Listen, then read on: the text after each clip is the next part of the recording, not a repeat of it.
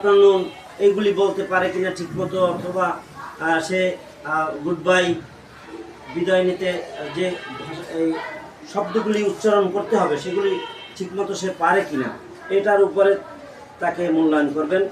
Able to answer the simple question, ছোট ছোট প্রশ্ন, what is your name, what is your father's name, what is your school name, এগুলি পারে কিনা।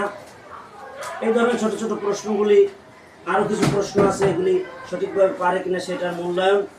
Able to read and right, এই লিখতে পারে কিনা, পড়তে পারে কিনা। এখন এই ক্লাস 1 বা 2-তে লেখাপড়ার বিষয়টা হচ্ছে কি, ক্যাপিটাল লেটার স্মল লেটারগুলি উচ্চারণ করতে পারে কিনা ঠিকমতো এবং লিখতে পারে কিনা ঠিকমতো, এই বিষয়গুলি এখানে মূল্যায়ন করার শীট। তারপর আমরা জানি যে এই নাম্বার আছে কতগুলি, কার্ডিনাল নাম্বার অঙ্কে। এই অঙ্কে ইংরেজি বইতে কিন্তু আছে, এগুলি ইংরেজি বইতে কিন্তু কিছু নাম্বার আছে, 1 2 3 4 5 6 7, দেখছেন ইংরেজি বইয়ের ভিতরে।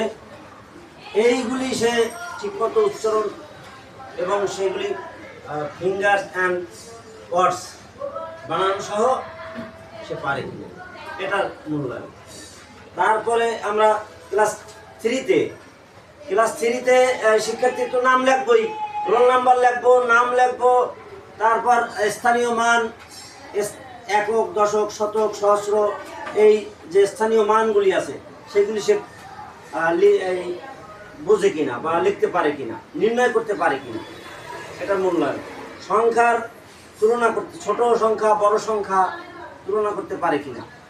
তারপর হাতে রেখে যোগ করা, হাতে রেখে যোগ করা কি, হাতে রেখে যোগ করা যে ওই 13 3 নামে হাতে 1 রয়, হাতে রাখা এই যোগগুলি সে পারে কিনা, এটার মূল্যায়ন। এভাবে করে শীট তৈরি করার, এটা প্রথম প্রান্তিকে, তারপর দ্বিতীয় প্রান্তিকের শীট থাকে। প্রত্যেক মাসের আমাদের এরকম শীট তৈরি করে আমরা যেভাবে করি, এটা আপনারা সবাই করবেন।